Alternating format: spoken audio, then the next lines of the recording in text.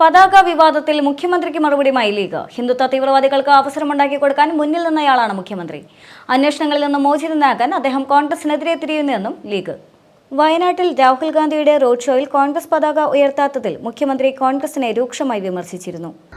സ്വന്തം പാർട്ടി പതാക ഉയർത്തിപ്പിടിക്കാൻ പോലും കഴിവില്ലാത്ത പാർട്ടിയായി കോൺഗ്രസ് മാറുന്നത് എന്തുകൊണ്ടാണ് എന്ന് സ്വാഭാവികമായ സംശയം എല്ലാവരിലും ഉണ്ടാകും.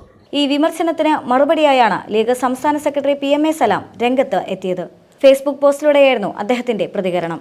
ഹിന്ദുത്വ തീവ്രവാദികൾക്ക് അവസരമുണ്ടാക്കി കൊടുത്ത വ്യക്തിയാണ് മുഖ്യമന്ത്രി. അത്തരമൊരു അവസരം ഇത്തവണ ഉണ്ടാക്കി കൊടുക്കാൻ പറ്റാത്തതിന്റെ നിരാശയാണ് മുഖ്യമന്ത്രിയുടെ ഈ പ്രസ്താവനയെന്ന് അദ്ദേഹം പറഞ്ഞു. ലീഗും കോൺഗ്രസും ശ്രമിക്കുന്നത് ദേശീയ പതാകയ്ക്ക് വേണ്ടിയാണെന്നും അല്ലാതെ ദേശീയ പാർട്ടി പദവിക്ക് വേണ്ടിയല്ല എന്നും അദ്ദേഹം പരിഹസിച്ചു.